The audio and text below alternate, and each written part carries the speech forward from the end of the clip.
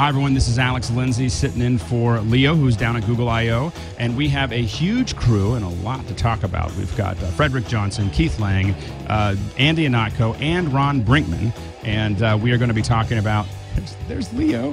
We're going to be talking about, what are we going to talk about? We're going to talk about Nuance possibly getting purchased. Maybe not. We're also going to talk about ARM processors. We're going to talk about, is Steve really as intense as they say he is? All coming up next.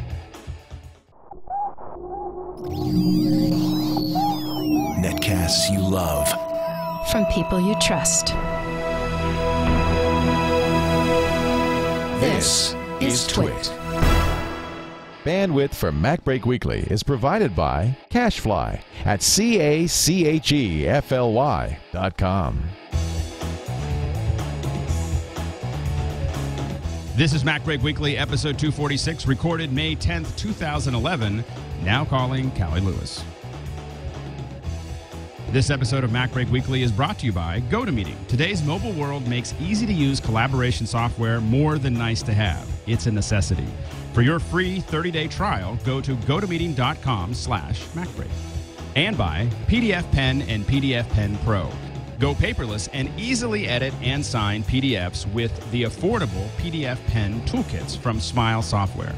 For a free demo, go to smilesoftware.com/MacBreak. And by Carbonite. Backing up files on your PC or Mac is safe and easy with Carbonite. For a free trial plus 2 free months with purchase, go to carbonite.com/MacBreak. Hi, everyone. Welcome to MacBreak Weekly. This is Alex, and I'm sitting in for Leo, who is down at Google I.O. I think he's on his way up here. We might even see him by the end of the show, but he wasn't here at 11, and I was, and so I just wrangled my way in and thought I'd bring some friends in and have some fun. Of course, we have the illustrious Andy Ihnatko coming in from, what is that behind you? Oh, this is just that really cool orrery app. It's called, what was it called? That I recommended a couple weeks ago. It's called Observatory, and it's just like my favorite. I want to keep my iPad docked someplace, but I want it to look really, really cool while it's doing it. It was a pick of the week a couple months ago, where it's a clock which shows phases of the moon, places where you intend to time, or in places where you intend to be in a few days' time. That's like where the asteroid is going to hit us in 4 weeks' time. So don't sweat those 5 week deadlines. It really is. So and instead of like spending like $10,000 or $12,000 to have this hanging on your wall, it's just like a really cheap, like $2 or $3 app. So it's like, love it. The wonder of the iPad. And they wonder why the iPad is so successful, because you can put stuff like that on the wall. It is everything. Exactly. Coming in from Redondo Beach, Hermosa Beach. is Ron Brinkman. Yeah, Alex says this thing where he intentionally misleads people as to where I live, which I should probably embrace, because that way people won't show up at my front door. And Ron Brinkman is a frequent host on MacBreak. Or sorry, on This Week in Photography. Now we have him on fairly often, and he has worked for many of the companies that we're discussing today, but doesn't currently work for them, which makes him a perfect reservoir of rumor and innuendo. So welcome, Ron. Happy to tell stories out of school. Also here in the studio, Frederick Johnson. Hey, Frederick. Hello. I'm finally back in the studio. It's been a while since I'm you've been excited back. to be sitting in this chair again. I know. Can't tell you. I got kind of fun, isn't it? goosebumps. Yeah. And so it's good to have you back, Frederick. Thank you. From This Week in Photo, and of course, FrederickVan.com. Yes. And then also we have Keith Lang, who is visiting from down under. So what brings you here, Keith? Just some sketchy business. Some sketchy business. Of course, if you don't know who Keith Lang is the developer for Sketch, which is an awesome application. UI, UX, one of the co-founders. I'm not a Okay. code cutter myself. You're not the coder yourself. You're No. you're just the complainer.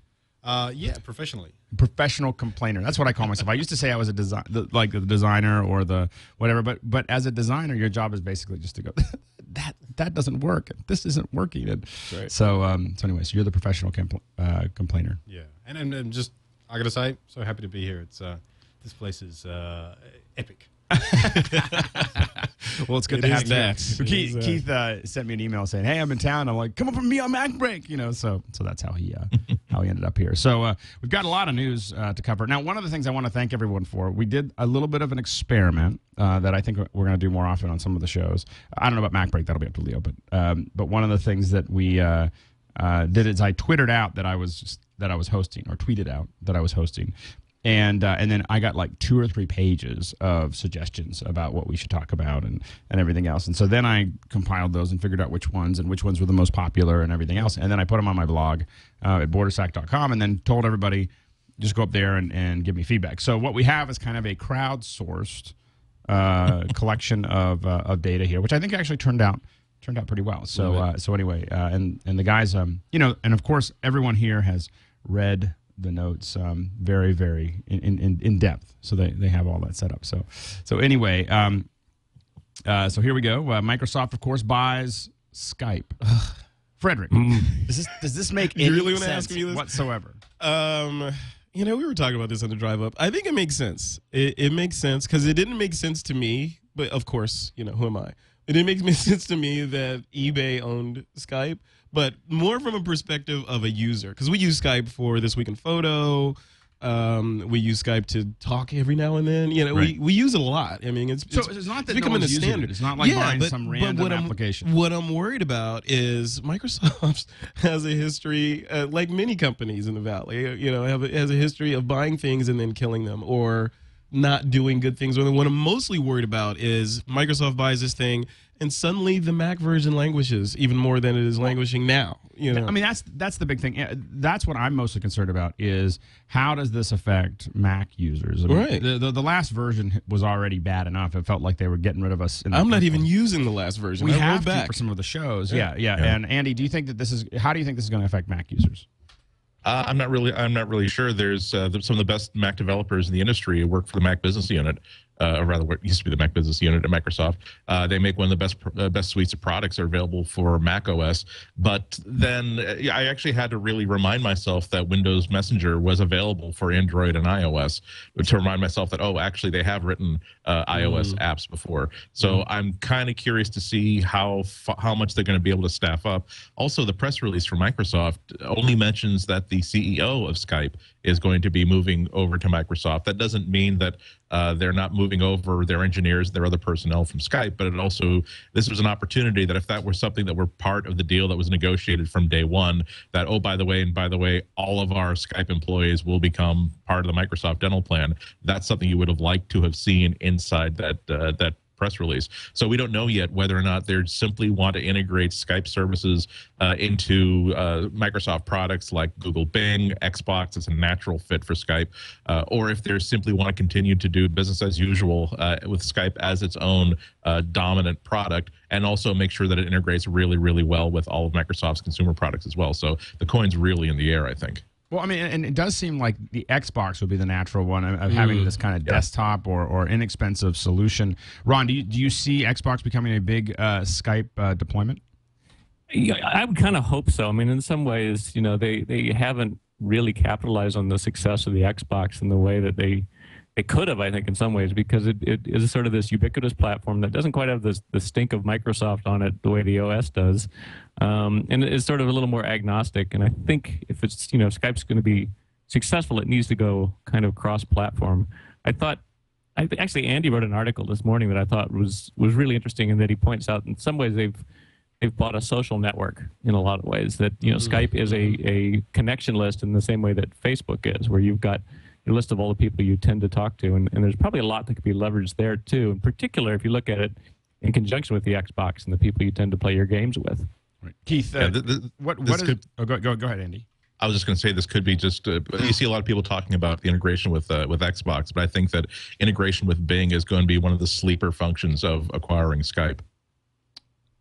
And is because Bing, I mean, I actually have switched over to using Bing a lot more than I used to. I mean, it's something that I'm finding more and more of the features to be a little easier to work with. But there are times when I can't get it to find what I'm trying to find. Okay, I'm going back to Google. I've had enough of this. Yeah. Keith, what would Microsoft have to do to really make this work? Well, I mean, I do have pull to you closer to that mic. That mic has what we call lots of off-axis rejection. So you want to get right up there. Right. I got a little bit of inside information on this. I believe that about $7 billion is being allocated to fix Andy's Skype problems. I would take half of it in cash and just deal with the problems. I could, for $40 billion, I'm willing to accept a couple of dropouts and a camera that doesn't work when I first started up. And a tin can.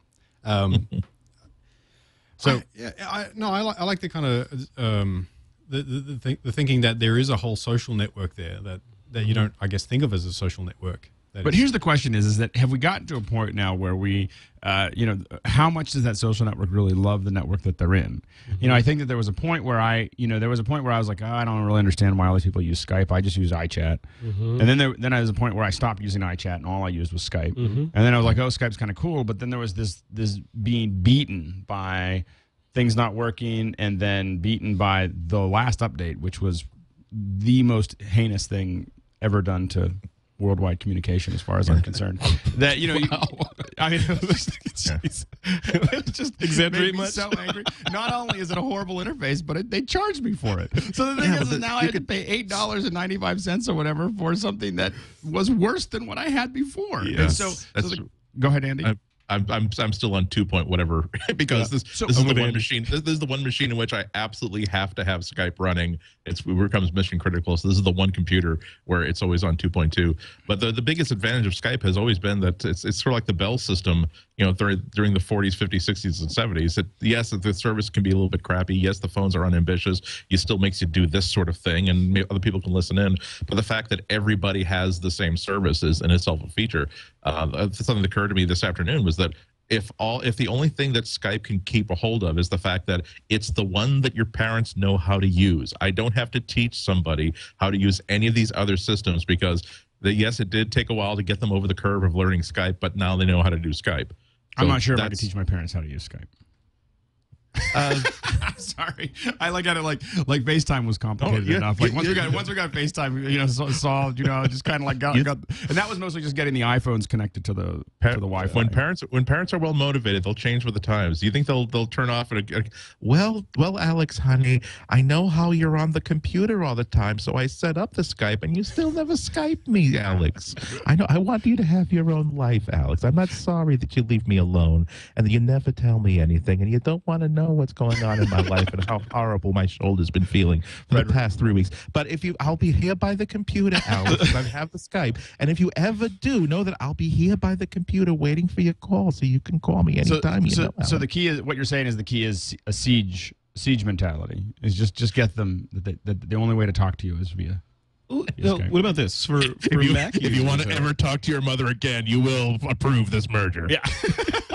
Well, Alex, for Mac users, Apple's building this gigantic data center, right? So that's going in place. We've got FaceTime. We've got these iOS devices that are coming out in waves and waves and waves.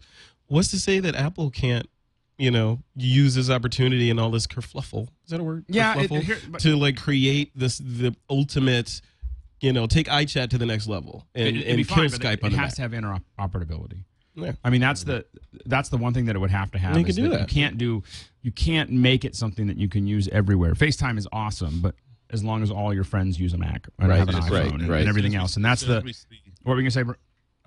As soon as we see the Android version of FaceTime, then I can believe that. Until then, FaceTime will always be just Apple's private party. Yeah. And if you could get to a point of just telling everyone again, just like before, you could just say you have to use a Mac or you can't talk to me.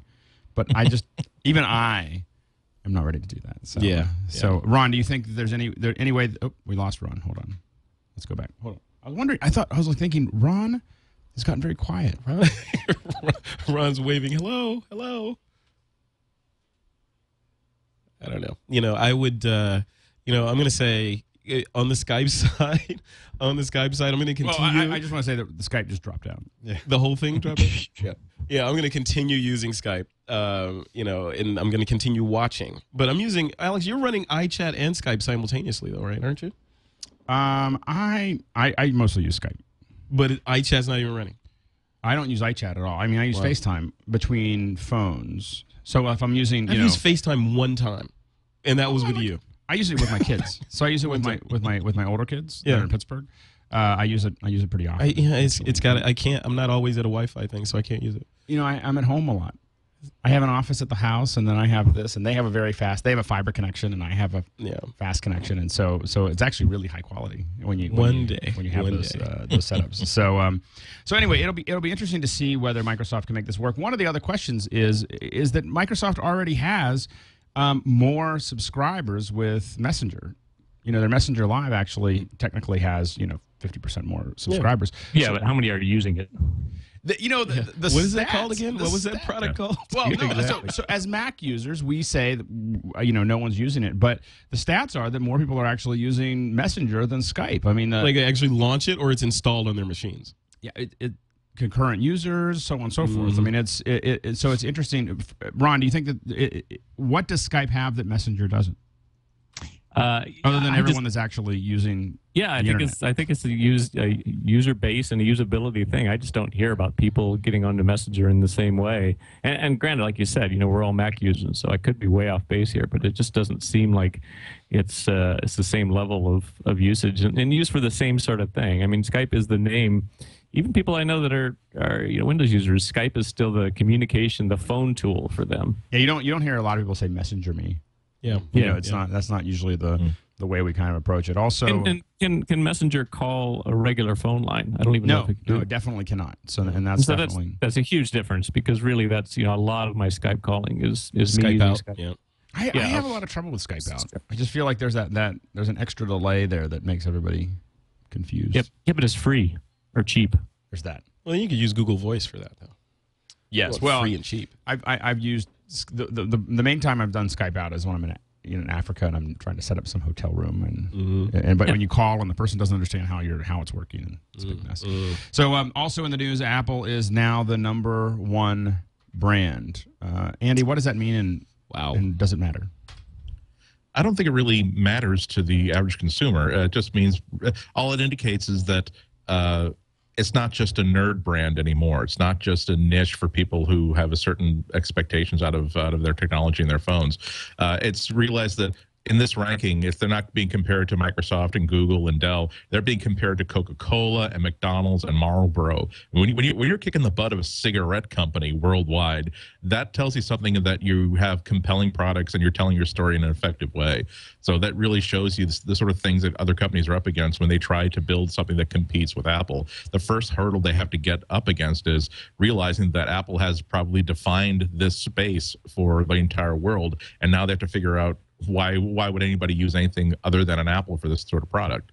Yeah, so Apple's brand now worth $153 billion, according to this. Google coming in number 2 at $110 billion. Frederick, is this does this impact anything that Apple does, or just simply a measurement of the temperature? Yes and yes. From my perspective, I think for me as a Mac user, I look at it as I've been using the Mac since the 80s or whatever, and it was, back then it was kind of like, oh, you're one of the crazy ones, using the Mac. These are the misfits.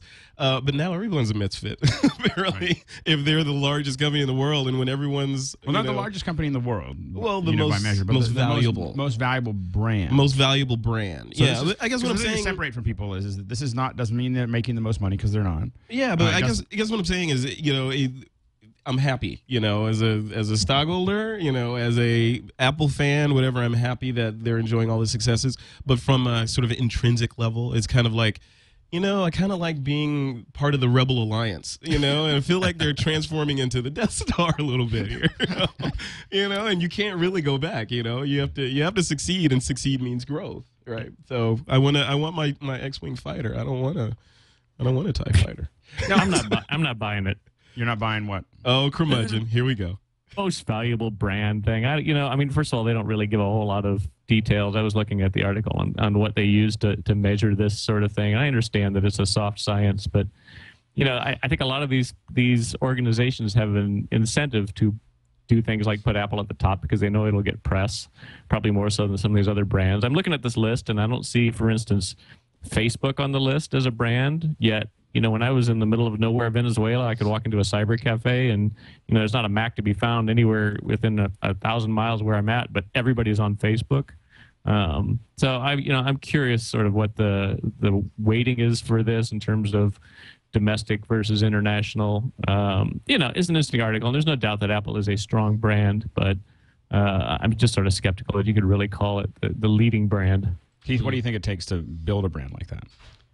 I think it takes. I'm going to pull you closer to that mic again. A device that's square and has a glowing icon for, and so everyone who purchases your product walks around with a giant glowing logo of yours. It does help, doesn't it? It does help, I think. Yeah, it adds value to have that giant glowing logo. For a while, it was upside down. Yeah. The old black ones, the old black, the MacBook, the PowerBooks. Mm-hmm. The little logo was upside down. At some point in time, someone realized, most of the time people are looking at it, it's open. So you know what brand was missing from that list though?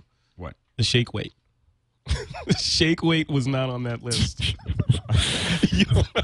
Come on, Alex. You don't know about the shake weight. I've seen the shake weight. It took me a second for me to I really trying to be a little more obscure, Fred. You had to recalibrate too. Frederick is in the house. I'm gonna move back to the conversation that we had before. So anyway, but it is. I mean, obviously having it out there. I think also one of the things is making that the level of quality that that something is going to be the way it is, and I think that kind of our next story kind of points towards that. But we'll just hold on one second before we get to that. I want to thank one of our sponsors. So we let me. So anyway, I want to thank one of our sponsors, GoToMeeting. GoToMeeting, of course, is this is the way to save a little bucks on your flights. I fly a lot. And while some people would say it's great to travel, it's not that great to travel all the time. So, a lot of times you want to meet with people, you want to cover all this information, you want to have that back and forth. And GoToMeeting is really just an awesome way to do it. We use this every week, almost every day. Someone's using it in our office, and so it's just a killer process. So here's what you can do. Of course, you can. It's an easy way to collaborate. You don't need them to know anything about. Barely. It's easier to use than Skype because you say I want to have this person, and you put their email in, and you go boom, and then they get a little email that just says just tap on this, and when they tap on it, it just pops open and starts to run. And now they have your screen. They can hear you talk. They can go back and forth. You can look at what they're doing, and all of that stuff becomes just a lot easier to work with. And it's just GoToMeeting is such a great tool to really save streamlining your communication. So there's just stuff you can't cover just over the phone, and being able to see it all makes a huge difference. It really changes the level of productivity. You can schedule in advance or on the fly. So you can say I want to do a meeting way off in the distance and set it up.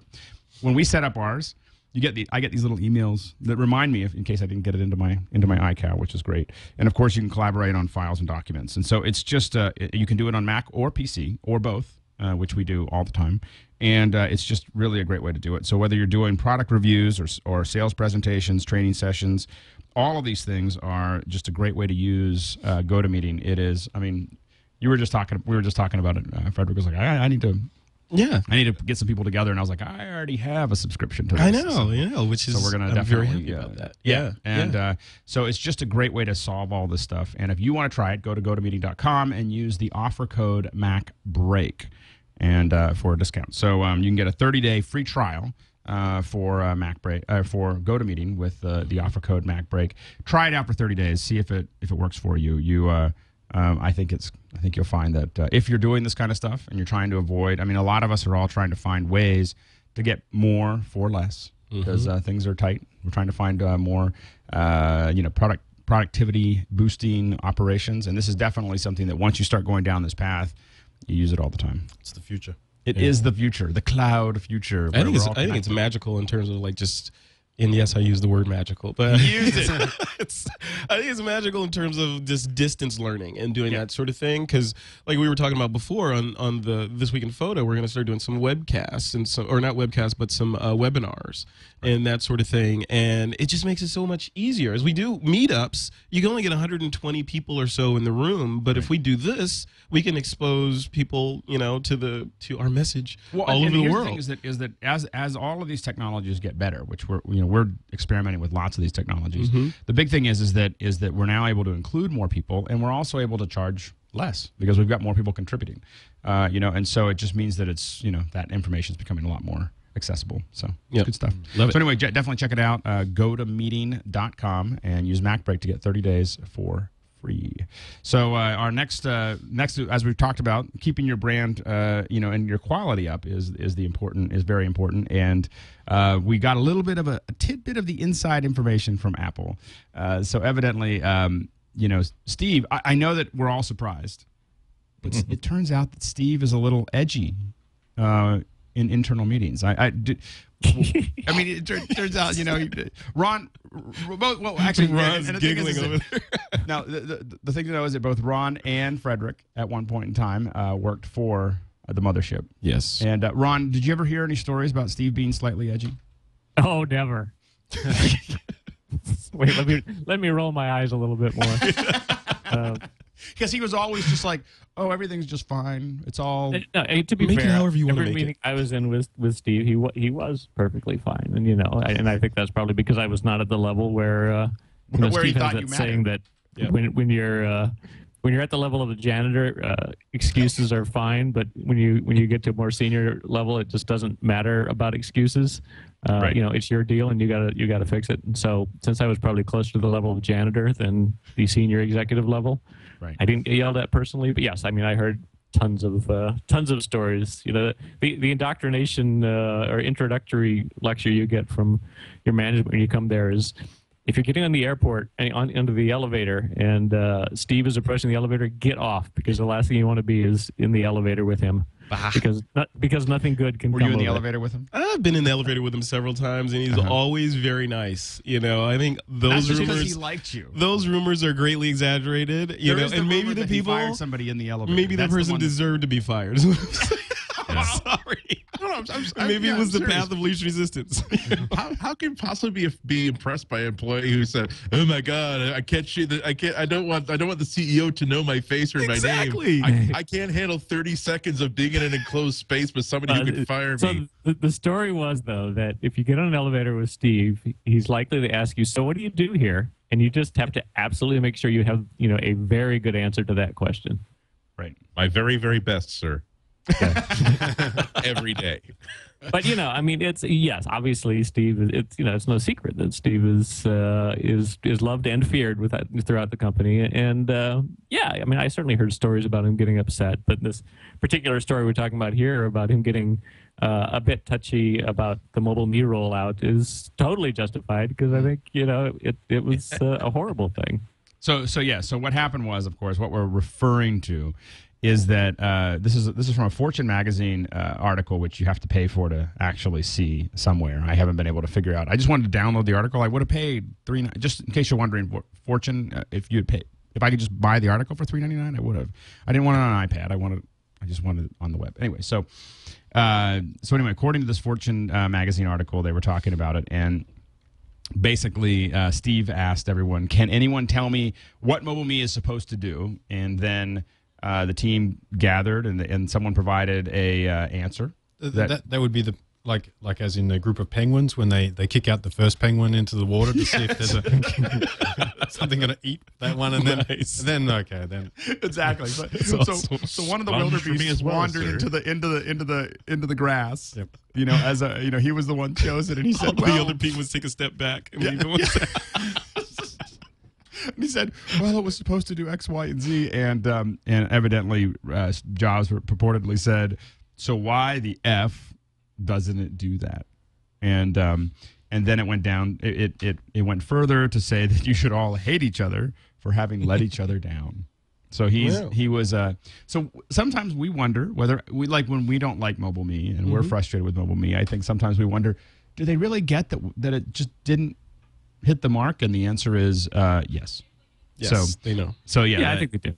Yeah, and it's, to be fair, it's never hit the mark, even back when it was .Mac, and I remember it being a source of thrashing back then when I was there. And I even wrote up a really short proposal that they should just turn it into a social networking site. And this was pre-Facebook. Just somehow leverage it so that at least you can get the users that are Apple, the Apple faithful to use it for something useful, because it certainly wasn't working as a file sharing system. Yeah. Andy, do you think they're going to this whole report comes out? It's mostly giving us an insight, but do you think the Mobile Me is going to get a big refresher? Oh, absolutely. I've always had the impression from Mobile Me that Apple knew that they would need this infrastructure big time at some point for something, but they never really knew exactly for what. And so they really had to go for the splunge answer, saying that, well, it should have cloud network storage and syncing, and it should have a relationship between the desktop and mobile devices, but not requiring desktops or mobile devices. And it should be free, but it can't be free, so we will charge money for it. And meanwhile, they keep pulling out things that actually, that's all the features that they decide are actually useful that would make it worth paying money for. They decide that no, actually, we do have to pull those out and make those free. I'm surprised. The only big surprise from that little story was that Steve felt that strongly about Mobile Me to begin with, because certainly you never get that for something this isn't like the ink handwriting system, where at some point there was a little release and a little announcement where there was, okay, now there's some sort of ink input system in the OS, but it was allowed to it was just an announcement, just allowed to sort of go away. Mobile Me was this big event with a big keynote presentation and a darkened stage and people nervous on stage demonstrating this sort of stuff. This would tend to indicate that there was a lot of faith and a lot of promise in what it was going to do, but they just never pulled it all together like that. So that's why I always thought that it was the unspoken hobby of Apple. Apple TV was the outstandingly direct hobby of Apple, but Mobile Me was just going to be ready so that when they did finally pull all those components together, they'd have everything in place to actually pull the ripcord. I'm just surprised that something that important would allow it to just fester to the point where you wind up shrieking at people in a conference room. Well, and I have to admit that I use Mobile Me a lot. I mean, I complain about it almost as much as I use it. But I also have though. What? I'm interested for what? What do I use it for? So I use my Mobile Me account a lot for the biggest thing I use it for is I upload. It's really easy for me to upload photos from Aperture, and I don't have to think about it. And I like the infrastructure there, where everything's totally, because I use Aperture for all of my photo stuff. I use iPhoto on. So I use iPhoto on the road and Aperture at home, and then I import the iPhoto stuff into the Aperture. And the reason I do that is mostly because I like to keep track of how both applications are working. And but what I love is that integration, with Aperture, where I just say make a mobile, I create a little album and then say make Mobile Me, and then I have all of it up there. And I've had, and I know that there's lots of professional ways of doing that, and I found that that's just really easy. It's easy for me. It's easy for my clients, who want to grab a bunch of stuff. Andy, what were you going to say? No, it's Ron. I think that the way you use it exactly points to what the problem was with it, and that it was always sort of treated like one of the applications that was available. It was treated about to the level of an iPhoto or something, where it was an app, but it wasn't a core infrastructure kind of thing. And I think that's really where Apple is starting to realize that it's got to be deep into the OS. It's got to be into the genetic material. It's got to be something that really threads between the different platforms that Apple supports. And I don't think it was ever that. It was always just sort of an application that had, and I mean, I know that was the way the team was structured, and the marketing team was, it was sort of this side thing, not a core piece of the OS. I have to admit that what makes it work and what makes it sticky for me is specifically the fact that it is integrated with so many of the applications now that I use. Being able to upload stuff or move stuff around. And you're talking specifically about file sharing, right? So, but I use Dropbox, and Dropbox has been rock solid for all this stuff. I think. See, and I don't use Dropbox because because you're a super user and you have terabyte files that you're transferring. No, the reason I don't use Dropbox is because I share it with other people, and then other people put a bunch of stuff in it, and they fill up my hard drive. Yeah, well, that's things like that could be fixed, but just the rock solidness of the app and how it works. Yeah. Isn't that how iDisk should work? And if iDisk worked like that, then I'd be happy paying that money. Yeah, that might even be an insight into the best where Apple screwed up, where they had this thing called Mobile Me, which could mean anything and doesn't really communicate itself. If they simply said, we have this thing called iDisk, and there's a separate thing that they're not going to talk about anything else but iDisk. We're giving you a network hard drive that works over the internet. Put it into your iDisk. You have it available on every single machine. Done. Out. Release people from the room. Then maybe a week later you talk about these thing called galleries and sharing. Then maybe later on you talk about the syncing features. One of the reasons why Dropbox worked out so well was because all it is one folder on all of your machines and in the cloud that synchronizes automatically. Put it in one place, it's suddenly everywhere. done, and the press release, and that, and then your switch. Mobile Me, again, my biggest problem with it has always been, what's the story? Why did you need to create this? Apple? And admittedly, one of the things is that it's just hard to do. Like, making these things work. I mean, the notes went out to everyone here via email because I couldn't log on to Google Docs for some reason this morning. Like I logged on yesterday, can't log on today. Yeah. So all of this stuff can be difficult. Now the question, Keith, is do you Steve's seen as intense, but do you have to be that intense to get the kind of quality that Apple gets consistently? Not a Mobile Me, obviously, but in many other things. I don't know. I mean, Steve Ballmer is intense, right, with his chair throwing antics and so forth. But does he get the same results? I don't know. Well, I guess you'd have to have vision and intensity. Yeah, I mean, in this case, I think any Mobile Me user would have said the same words. Like, your experience has been good, but okay, maybe not anyone. But I would have. No. Here's the thing. I'm not saying that my experience has been good. Okay. Like, so I am very frustrated with Mobile Me. I use it all the time. It's kind of like I don't like Skype either, but here we are. So we're on Skype at the moment, and so I feel like there are some things that I have that I really just go, this is great. This is a great item by itself, and it's perfect the way it is. And there's a lot of things that I just use because I can't find it better. I think you just need to care as much, and I think I don't know Steve or anything, but you get the impression that he cares, and sometimes he cares like a parent tailing off the child for doing the wrong thing, right, or something like that. Well, but it's I mean, and one of the things that's interesting is that they are working. It appears to be that they're working pretty hard on institutionalizing Steve. I don't mean that. Really? So institutionalizing, like, let's in not Apple. let that happen. Yeah. Let's they're working on institutionalizing his idea, his approach, everything into Apple. So they've been doing research on it. That's the other thing that's in this article, is that they've been doing research on it. They have been figuring out, like, what are those key things that Apple has done that have been successful to make sure that even after. So that's kind of like, how do you capture lightning in a bottle? Good luck. Yeah, and that's that's the issue, is that it's hard to just replace. It is, but I think it's a really interesting little thing, and I had not heard of this. It wasn't something that I was familiar with, but I've seen it at other companies, and it's the idea that you build up a set of. I mean, really, they're setting up a university for how does Apple think, and they set up a series of sort of case studies of. Here's a problem, or here was a situation, and then here's how Apple dealt with it. And this is a good example of how Apple deals with things. And it makes a lot of sense that if you have a sort of a repository of that kind of knowledge, then you can bring people in from the outside and get them to go through it and get a much quicker understanding of the way the company thinks. Because every company does have a unique corporate culture, and it's Apple's is very unique, as is, more recently I've worked for Amazon. They have an extremely unique and extremely different corporate culture from Apple. And they do the same sort of thing, where they have sort of examples of, here's the way that Amazon thinks about things. So I don't think this is anything particularly surprising, and I can totally see why they would want to do it.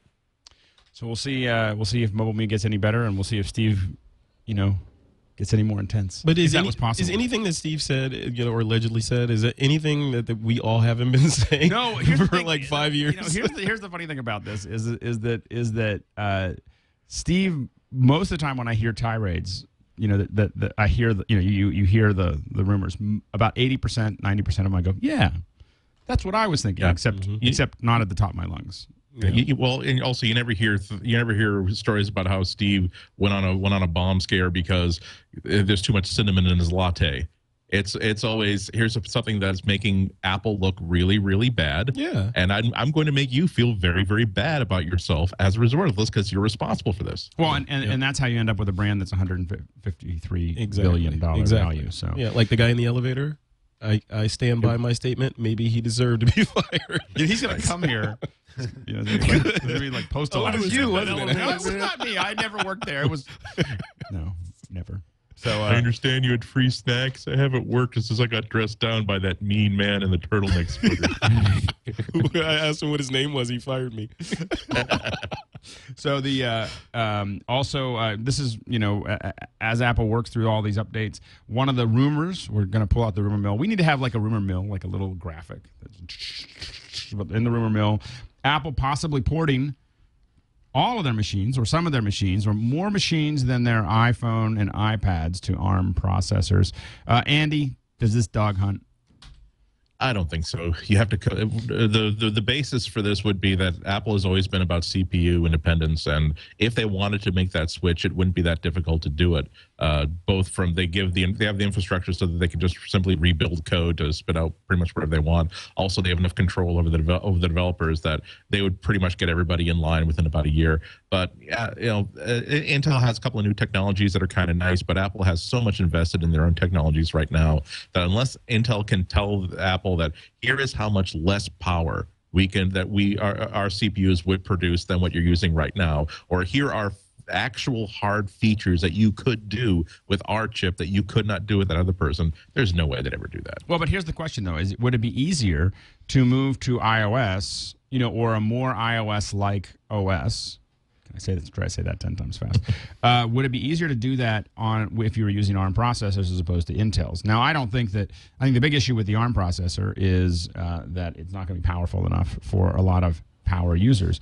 But the question is I have this, this little 11-inch, nice case. Air. Do you like this case? Yeah. I'm going to talk about that later. Anyway, so, but I have this little 11-inch, and I don't expect it to do very much. I don't have, maybe I could put Final Cut on it, but I don't try. Mm-hmm. I have a 17-inch that I use that I'm using for work. And then I have this little guy that I just kind of wander around with. And so I like that's not doing very much these days. Maybe I'll edit a full motion. No. I'm saying I don't use it. I don't use it for Final Cut. Yeah. I don't think that I can. Oh yeah, maybe I'll. But maybe yeah. The fact that you could do that. Yeah. Yeah, I think that they. So now the question is, Keith, we're seeing this progression, and you're a developer, or you I hang around with those. You hang around with developers. Do you see? We've talked a lot about this on the show. Do you see this inevitable push? I mean, is iOS 11 really, or is OS 10 11 or OS 11 really just end up going to be iOS 6? Sure. No, do you think? Do you think that that's the trajectory we're going, or do you think that we're still going to stay forked? Let me make something cognizant here. I think Steve's right with the trucks. We're going to be the truck drivers. There will always be special tools like the mouse, whereas most people will be touch computing. Mm-hmm. I think that just the success of that has proven how right they are in realizing that the biggest challenge for most people is not the power of the processor, not the power of the flexibility of the software, but how quickly can someone get their hands into it, right? Commercially, I can only see them doing more and more of if not a total kind of conglomeration OS, then at least Mac OS would be more and more specialized. But I do think you have to separate the processor from the OS question here, and whether they go with ARM or not. It smells to me like it's probably more, as much as anything, sort of something they're considering, maybe even a negotiating ploy. It's clear that they are going to be maintaining operating systems on both platforms for at least some time, and they've got to have developed reasonable platform independence. It's interesting that even Windows now runs on, Windows 8 runs on these ARM processors, and for that matter, ARM is a licensable architecture, so Intel has even licensed ARM in the past for doing certain things. But one of the other news items is that possibly that you're actually going to see Intel building the ARM processors theoretically for Apple. Right. Yeah, and I think that's, when I first read this, my question was, well, how are they just going to give up on dual booting or being able to boot Windows on the Mac? But it sounds like with Windows 8 at least, that still would be a possibility. I think it's really going to be one of those things where they'll be monitoring the roadmap of both processors and just have to make a decision down the road. What's the sort of price versus power consumption versus processor speed trade-off between those. And as long as they have something that's reasonably independent in terms of the operating system running on top of it, I think it'll totally boil down to it. Okay, this device is going to be the low-power device that has a 12-hour battery life, and yeah, maybe doesn't run as much high-end applications, whereas this thing is going to be more of the workhorse, and we know it's going to be a battery suck, but most people have it plugged in most of the time anyway.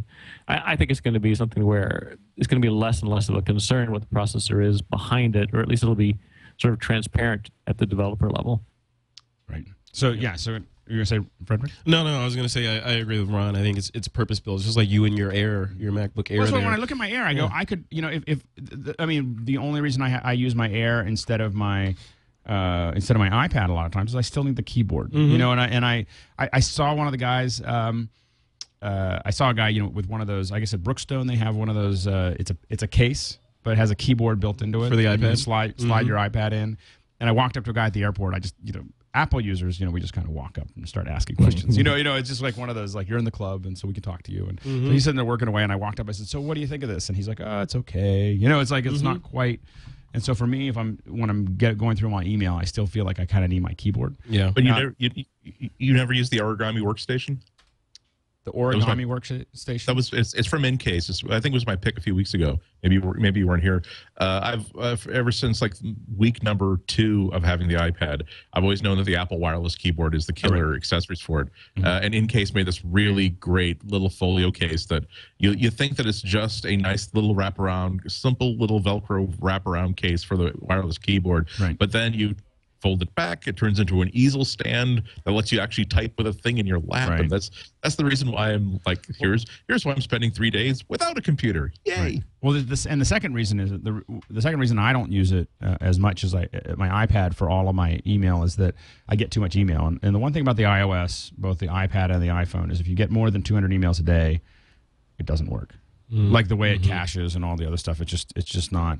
Like you need something sucking that all off. Otherwise, you just can't. They're not really designed as primary email management machines. But they should be. I mean, because that's what I want to do. I want to walk around with my iPad and be able to answer, to answer questions and everything else. Yeah. But it's just way too cumbersome. It's not there yet. It's not. Yeah. You can't really.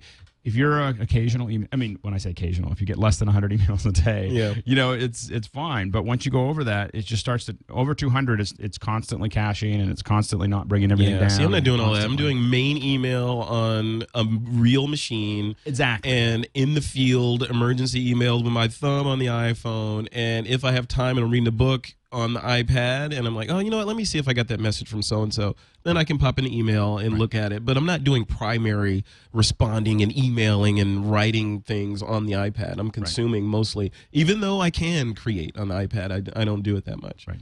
So it'll be. Will be interesting to see whether the ARM continues to move forward, and we've got some other things about where Apple might put some of their money, all those billions that they've been saving up, billions and billions of dollars. They might be making some acquisitions here. But before we get to that, I want to thank one of our other sponsors, Carbonite.com or Carbonite.com.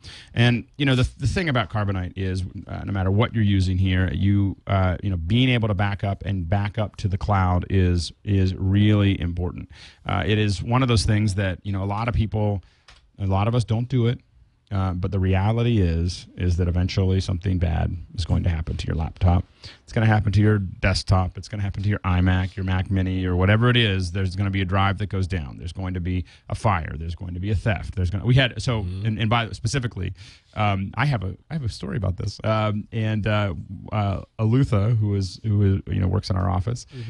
He's moving to Petaluma because we moved the whole studio. So he moved along. He was adventurous enough to come up here, and he's really enjoying Petaluma. But he had moved everything out of his apartment, and the only 2 things that he left in the apartment to go do some laundry was his Mac and his iPad, and the apartment building burned down. It wasn't him. He didn't do it.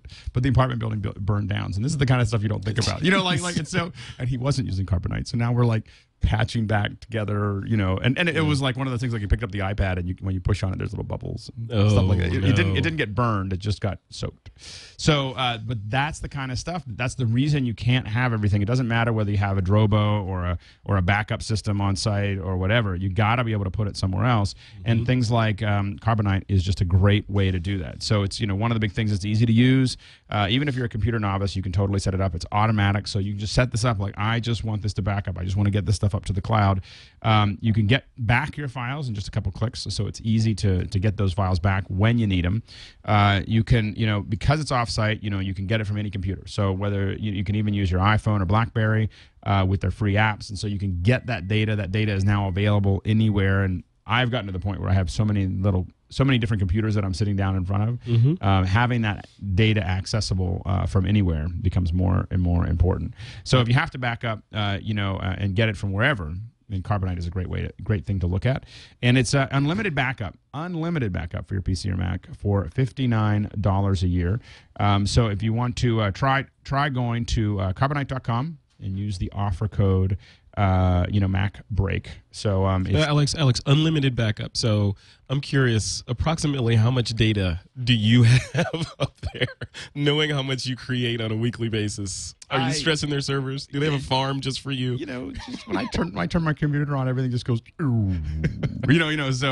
the I was looking at my Drobo and thinking that it was like, I'm only going to be able to fit 15 terabytes in there. I don't know what to do. So anyway, the other thing you have to worry about though on those things, of course, you got to pay attention to your bandwidth. It's not really that it's really the bandwidth there, but Carbonite.com is a great way to make sure that your most important things. The way I look at it is I don't try to back up everything. It's not how I focus on it. What I do is I back up the things that I can't afford to lose. So the important documents, the contracts, all those other pieces. I also back up my the photos of my kids and the key PR photos and all those things. Those are the things that I'm putting on Carbonite. I'm not putting on everything. I had this experience 1 month ago. Friend of the family. The drives just die. You know how drives just die. It's just what they do, and then they die all of a sudden. And then and it's always all of a sudden. It's never. It's not like it's going slow. It's just it's not working. And they come to you. Of course, they're like, my computer stopped working. Why? And you see the sad Mac come up. and then then you feel responsible, you as a representative of the computing nation, and then this person has said, well, how do I get my photos back and my moves? And I we ended up going to somebody who did drive specialty stuff, so very lucky, and very expensive. Yeah, I was gonna say, and a little extortion later. Well, you had your data. Got a bit lucky there, but that was just totally unusual. But it could have ended so badly. And it often does. So it's so like not just for yourself, like it's kind of a geek insurance. So you don't have to suffer the wrath of your family and friends going, how could you computing people let this happen to me? For not much money, you can rest easy at night. Carbonite.com, and the coupon code is MacBreak. So also we've got this is Apple, of course, they've got some money. I mean, they could make big purchases if they wanted to. And one of the rumors, what? By Skype. By Skype. I don't know. Yeah. So it just got sold. For maybe twice as much as it was worth. So anyway, maybe $8 billion more than it was. I was going to say that. Twice as much? That's aggressive. So anyway, the Apple, of course, some of the rumors are that Apple will either partner or purchase Nuance. Now, Nuance, of course, is the owner of Dragon Software. Now, Dragon Software has been around since the day. When they say back in the day, it's been like since there were dragons, apparently. So these guys have been around, and they basically have put together the best. It is really the most robust voice recognition system in the world. So if it's really working, I mean, I've used I have a lot of problems with my arms. RSI issues that don't go. Once you get some of them, they don't really go away. And so I can only type a certain amount before I kind of burn up in the atmosphere. And so so I use a lot of different voice activated, and I used the IBM one. I used all these other ones, and I download. I kept on getting excited about one after the other, and nothing worked until I was, using the Nuance stuff. So it was, and now if you get a long email from me and it has a couple weird things in it, you'll find that that was all done with Dragon. It's amazing. So anyway, it's just a great piece of software. Now, of course, it's a great engine that drives. It's an engine. Software. That's the thing. Is it's not just what they have that's valuable. Is not the, it's not really the. I mean, the end product is great. Yeah. But what's valuable is that voice engine. That the ability to identify that. And so the question is what are whether Apple I think Apple would want to try to buy it, but the question is, would they want to sell? Andy, what do you think? Sell or partner? I would say if they could buy it, they could just buy them outright. That'd be great. Remember, this is the company that bought Mac Speech last year, was the year before. So they're already pretty well integrated with the Mac community. But if there's one huge disadvantage to iOS over Android, it's definitely speech recognition. I mean, every time that I eat my dog food whenever I'm testing out one of these phones to review, and whenever I'll spend like a week just immersive with this new phone, with the new operating system, and when I go back to iOS, the only thing I miss is the ability to simply reach up, tap that button, and say, navigate to the comic books near here. And it will find me a comic book store near here. I tap one button and it'll navigate right there. It's not just dial Bob. Right. Did you say Sally? Exactly. Bob. Yeah. What I want Dialing Sally. Why doesn't the one piece of speech recognition I would like to have on my my iPhone is for whenever I say dial Bob and it says dialing Sally, it needs to recognize me saying no, because Sally is that girlfriend that I dated 6 months ago, and she's insane. And the last thing I wanted, and I can't tell how many times I've been like fumbling for the phone trying to hit the stop. Don't dial that. But, I hate them. Stop dialing.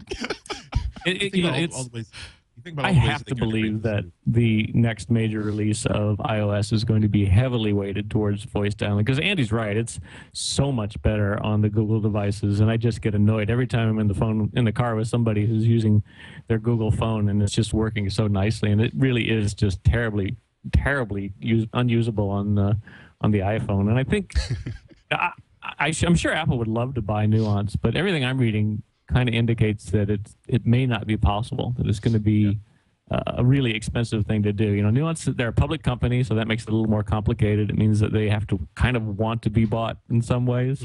But expensive for Apple?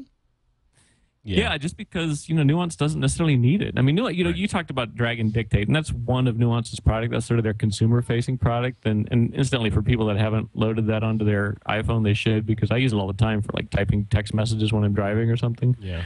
But I mean, that's a piece of what they do. But they're integrated into a lot of stuff. Most voice recognition in your car or in automobiles is powered by Nuance. They have industrial applications, factory floor stuff. So they're all over the place. The key thing about Nuance is they have a lot of patents really locked up. So right, and that's really the value there. And I think that Nuance probably wants to remain independent in a lot of ways, because they see that their market has potential to be far bigger in the future. Well, and the market's moving towards them, right? Mm-hmm.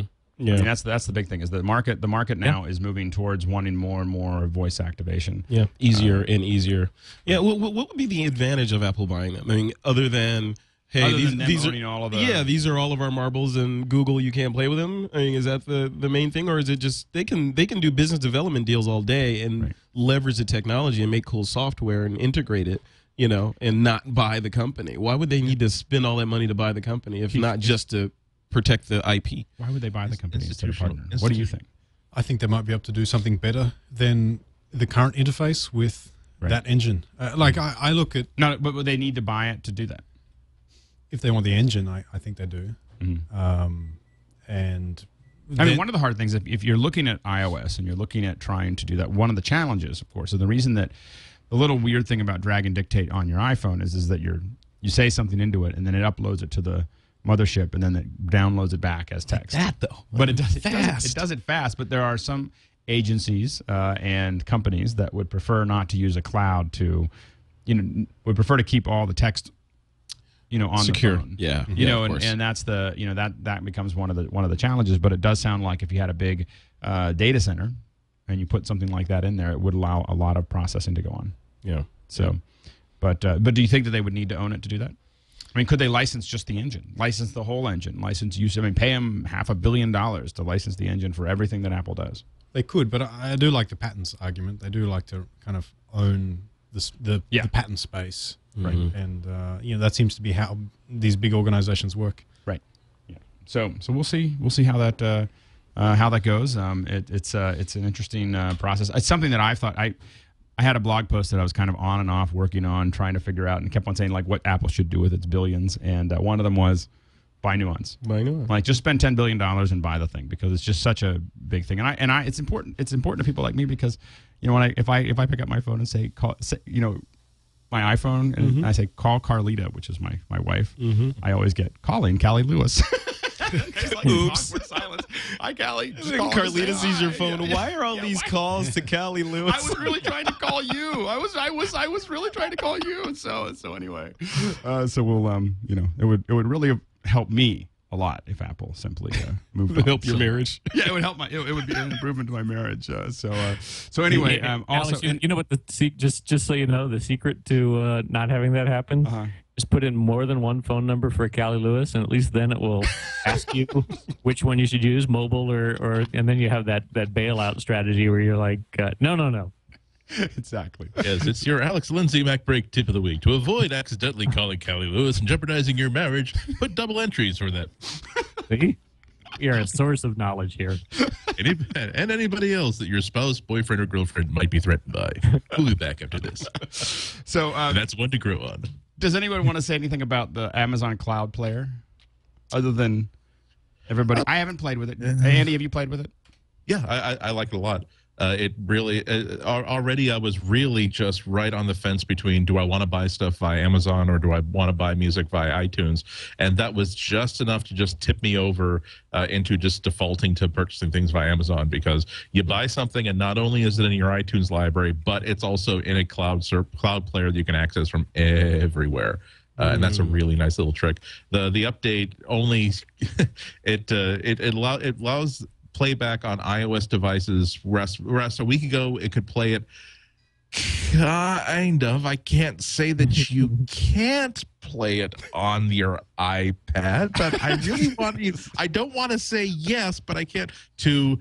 Okay, yes, it's not a great player. It's not equity with the Android app that you actually get that really turns you into having a really good media player that's integrated with the cloud. But at least now you don't have to like download the track and use the built-in quick look feature of the operating system to actually get playback.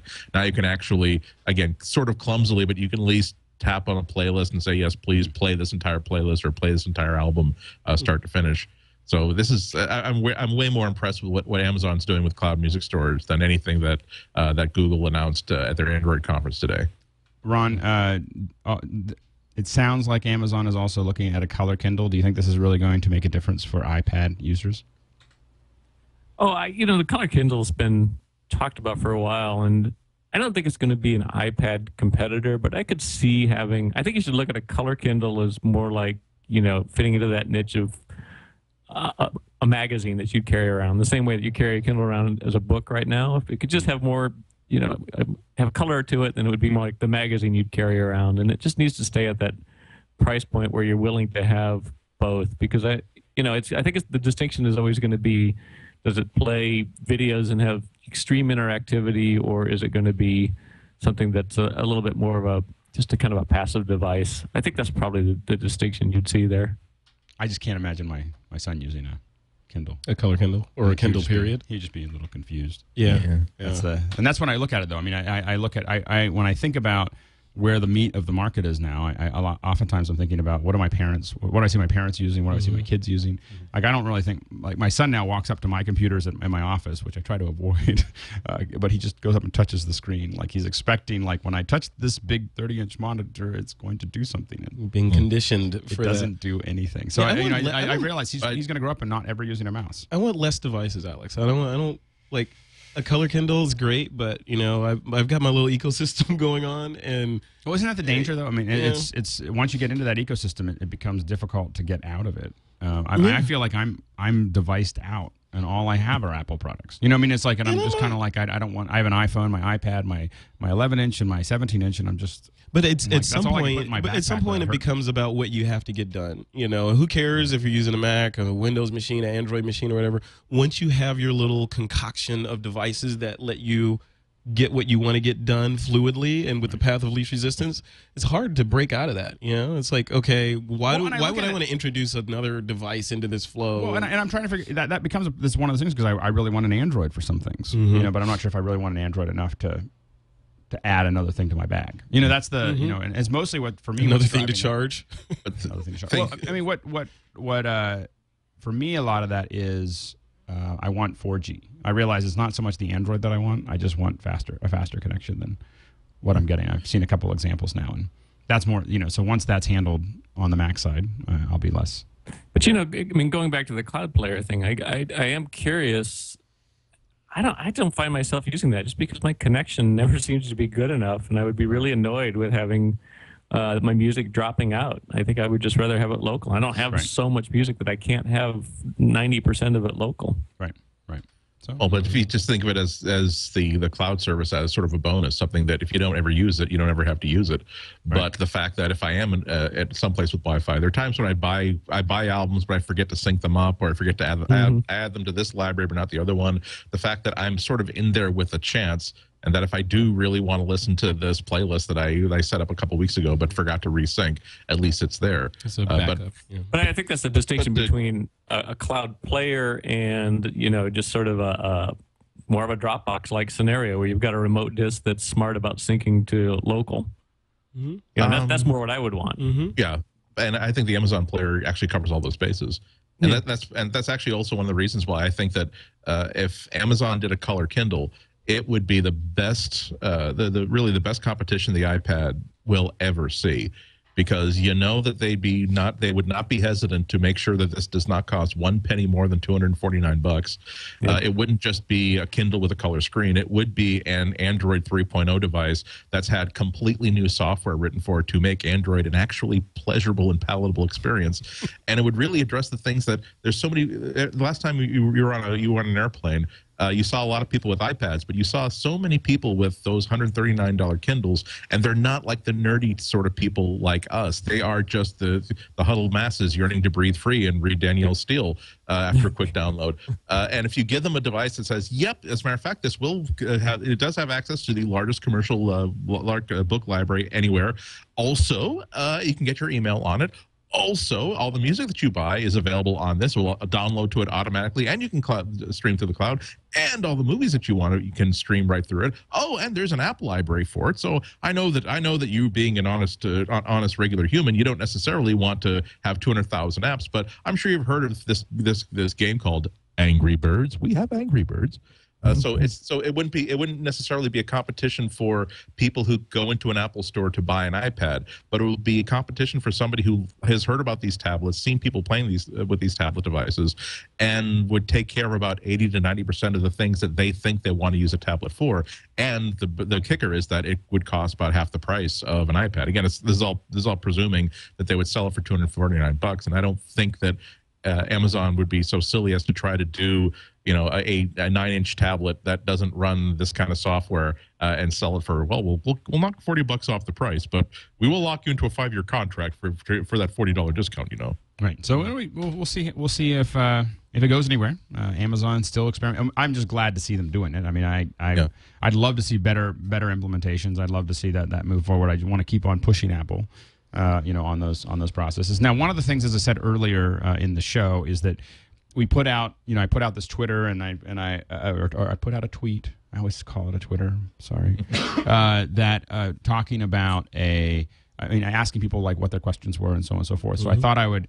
One of the big things that was coming up that a lot of people were asking about was Thunderbolt. So a lot of people don't understand what Thunderbolt is, how it works, and why is it important. And they've heard me wax on about Thunderbolt being the best thing to add to a computer since the mouse. But a lot of people are asking, what is that? What is the Thunderbolt? So what we've seen now is we've seen the MacBook Pro, of course, all the new ones have Thunderbolt in them. The iMac now has Thunderbolt. Now we are now assuming that we're going to see Mac Minis, or hoping that we're going to see Mac Minis and Mac Pros with Thunderbolt. Ron, what is? Can you give people a little bit of a technical? You're at the bottom of your screen, Ron. But can you give people Ron was I was slouching. I was hoping that you wouldn't ask me to give people a technical description of what Thunderbolt. See, but you're was. our technical expert here. You're here to tell us how does Thunderbolt work. So instead of doing that, let me pose the question of: are we going to see all of these things that have previously been internal devices turned into external devices? You know, all your hardware. That's actually one of the big questions. All your graphics cards even potentially being external at some level. I mean, does this really mean that the whole form factor of what a PC is can change in a lot of ways? I think that's what's interesting to me, because it's got enough bandwidth to sort of act like a local bus, and it no longer requires. There's a lot of questions of, okay, if you move all this stuff external, aren't you just really ending up with some weird hybrid where you still have to have external cooling and all of that? But I've kind of already got some of that with, my external Drobo, which has got its own little fan in it and everything. And it's going to be interesting to see if the sense of this is a monolithic computer changes back to being more of a device with a lot of peripherals on it. Yeah, I mean, so to give people a little bit of background, of course, Thunderbolt is it's a technology that Apple and Intel put together. It's 10 gigabits a second, or about 1.5 gigabytes a second. That's a translation. Crazy. It's a lot of data. It's a lot of data, and that, of course, is symmetrical, so it can do both directions at the same time. And so it is. So if you imagine FireWire is about your FireWire 800 connection is at its fastest about 1/15 the speed of Thunderbolt. So just to kind of make sure that everyone's kind of clear of what this is, a huge jump forward. Yeah. And the issue is that a lot of the we haven't seen any peripherals. We got to see test cases of them at NAB. Of course, professionals are really paying a lot of attention to this, because I think we're the ones that are going to be affected pretty dramatically. Probably we're going to be the first ones affected, is people who are really pushing a lot of data around. Who need it the most, yeah. Yeah, and so, but anyway, so that's the basis of what Thunderbolt is. Now, there's an optical, it's theoretically an optical, but I believe what we're talking about right now is copper. Is that right, Andy? Yeah, absolutely. That was originally designed as an optical spec, but now it's just simply copper. But it's one of the greatest things about it is that it is that one port to rule them all. That one of the problems of the original MacBook Air, for instance, is that you had to suffer and sacrifice so much in the name of that slim design, where you only had one USB port and you had one little video port, but they had to kind of sneak it in, and you didn't get an Ethernet port, you didn't get this, you didn't get that. Right now, you have a connector that looks exactly like a mini DisplayPort connector that actually will also do the same work as a mini DisplayPort port. But that one thing on a MacBook Air, that really could be the only port you would ever need on a MacBook Air, and because all of the part of the spec is that you can daisy chain these boxes. All of a sudden, you're not just stuck with one USB port that's kind of slow for your hard drive, and they have to unplug it to put in a card reader. It means that you plug in a really, really awesome, super fast hard drive that can shuttle stuff in and out, huge 10 megabyte photos almost instantaneously. In the back of that, you can have like a high-speed scanner. On the back of that, you can have three other devices, a high-speed networking device. You could have another video codec device, and then at the very end of that chain, you could still have a 24-inch monitor, and with graphics acceleration. And because there are multiple channels of bidirectional data, it means that you can be doing a complete backup of your 256 gigabyte SSD drive onto that really high-speed hard drive, and it won't affect the video performance at all. You can still be playing a game and be getting 60 frames per second. Yeah. So really, you go down to having one tiny little eraser head-sized port on the side of a tiny mobile device that can just support 6 devices, and they're all going to be kick-ass fast devices. Wow. Does anyone know whether with the iMac, the new one, has 2 Thunderbolt connections? They are two separate controllers, so you do get now 12 different. There are 2 separate channels, so that you can have 2 screens and 12 devices attached to them, and twice the throughput, which is mind-numbing. So what does this mean? So all that's wonderful, and I'm sure I'll use it, But for the average consumer, that like me, I have an iMac at home, I got a Drobo sitting next to it, I have a scanner, whatever. and a separate display, and it all works great right now. What does this mean? Does it just mean, what's the benefit to me? Just faster throughput? Because my Drobo can only go so fast, A. And B, the only other negative that I feel right now is, a lot of cables. So do I have a cleaner desk and a slightly faster throughput just for the average consumer, not for the video editor or the audio guy, multimedia. Like, what's average? Yeah, no, I think for the average person, you're probably talking about the ability to have one connector. I think the simplification of all this, and then you have everything broken out all over your desk, and it's all going into some feed that then has a little Thunderbolt coming out of it and popping it in. For people who I think who shoot a lot, and I do think Thunderbolt makes more of a difference for professionals, for the truck drivers. I mean, Thunderbolt is really a truck driver, I think, tool in a lot of ways. I kind of see two consumer, I guess, call it that, benefits of a super data bandwidth bus kind of thing. One is when you walk up to your iMac with your MacBook Air, suddenly maybe you get all the power of the iMac as well as the MacBook Air. You start to treat those as nodal processing kind of units. You just, I need a bit more processing power to cut that movie. I'll just walk up to one of these machines. I don't have to log into a new machine. I don't have to share stuff across machines. I'll just plug it in, and suddenly I can use both these machines like they are a single machine. So I see that as being a potential. I mean, it's fast enough that you could connect, when you talk about screen sharing and so on and so forth, you could have two computers connected via Thunderbolt, and it would be the same. Yeah. I mean, you could switch to the other computer and work on it, and it would. Well, I'm saying you combine the power of the machines. Right. Like, treat them as just two CPUs just a little bit further apart than normal. Right. And I believe Apple certainly has the technology within its kind of modular system to do that. The second thing is, if we're going to look at touch input in the desktop, it means if you want a flat touch interface that is a video screen as well to work with, then that's going to need some serious bandwidth. If you want to replace this, it would greatly simplify things like the Cintiq. A Cintiq is a great example of right now we've got this. I can see the Cintiq. I do reviews on this little one, and I have it's got a DVI input, and then I've got the USB input, and then I've got this little power thing at the bottom, and then I've got all this other stuff, this interface, and all these other pieces. Theoretically, you could have it. It doesn't carry power yet, but you could theoretically pop Thunderbolt into it, and then that would handle all of that communication. I may still have to power it separately, but I'd be able to. There'd be a whole box there that theoretically I wouldn't need. I wouldn't need to use up DVI. I mean, DVI, as soon as you start looking at Thunderbolt, I mean, when you get used to mini display in general, DVI just seems like this big, massive, clunky mess. So is Thunderbolt going to replace the dock connector? Probably being like an iOS dock connector. Yeah, the iOS dock connector on the iPads, iPhone, all that. Probably not, because for one thing, there's a smart reason and there's a stupid reason. The smart reason is that it is relatively high power compared to the dock connector, if memory serves. The second thing is that you do still have to have something that, by Apple's design standards, is still bulky and square in order to make it work. The third problem is that it does require a controller chip in order to make a compatible device. You do have to license, I think, the dock connector for if you want to build something for an iPhone or an iPad. But essentially, it's just wires into a bridge.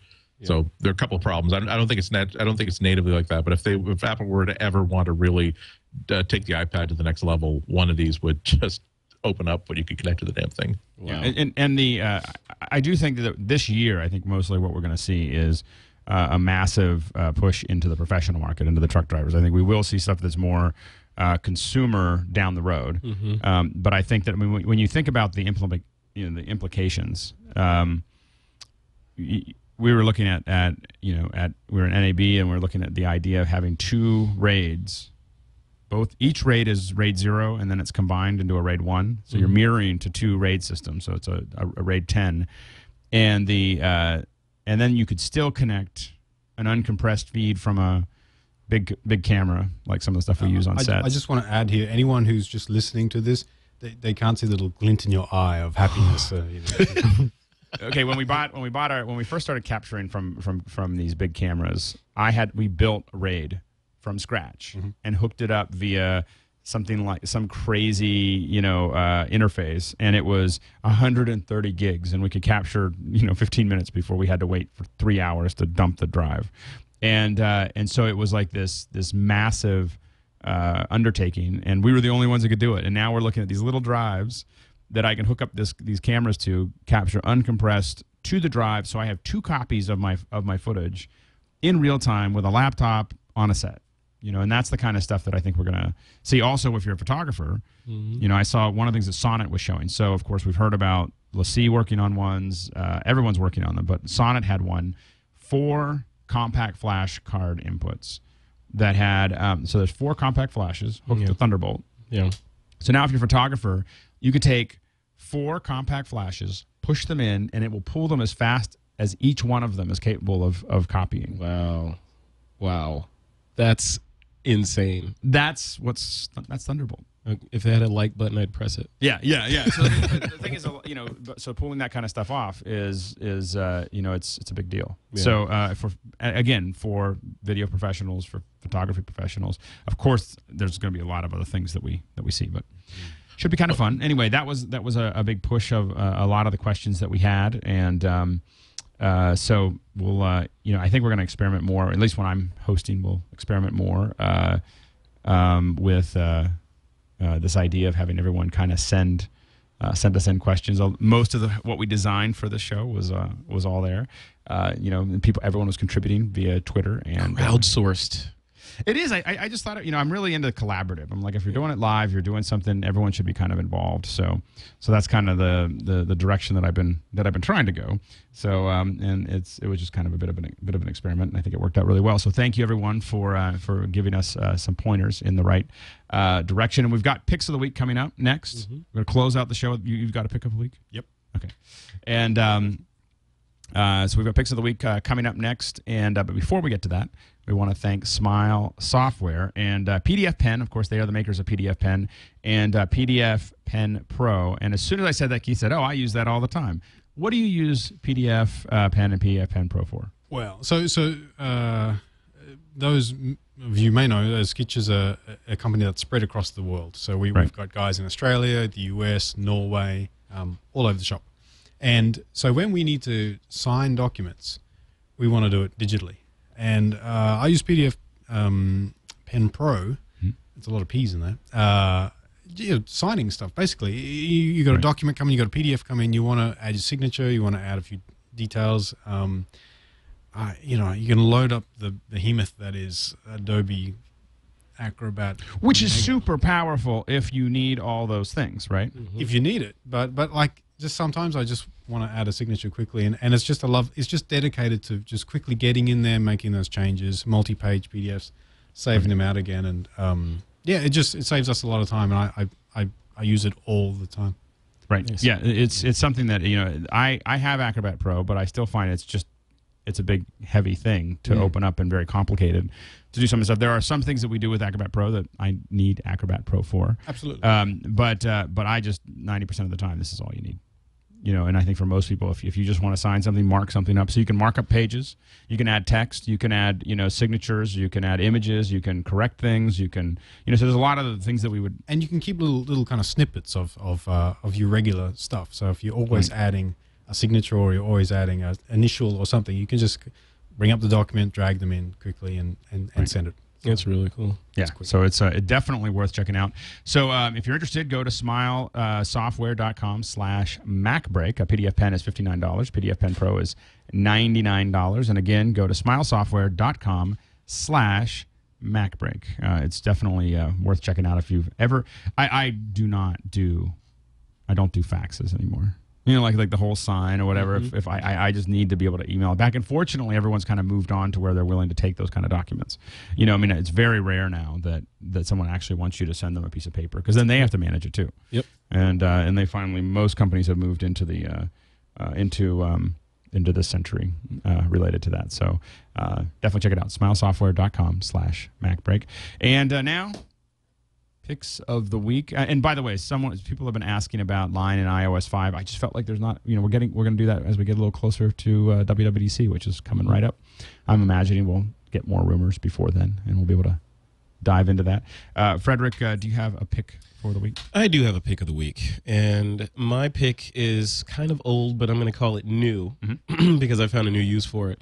So a while ago, Apple released iMovie for the iPhone. Remember that? I've heard of it.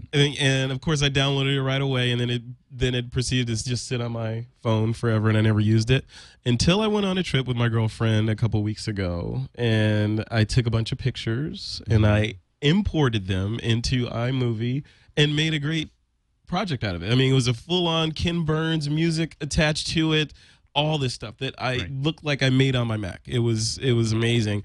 And I did it all with my thumb, so it only took a second to do it. And the amazing piece of it was at the end, all I did was hit a couple buttons and share it right up to Vimeo. And it was online. It was shared. Everyone could see it, comment on it while the trip was still in progress. So I thought it was pretty amazing. So iMovie. So what you're saying is if you've been poo-pooing it.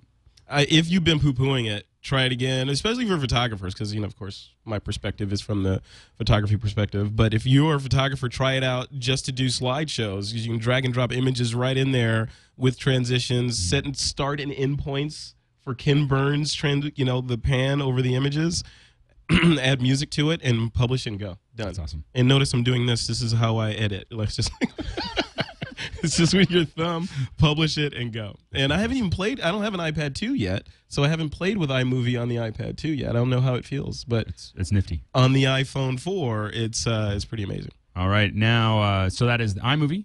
Make sure to check it out. And Andy, what's your pick?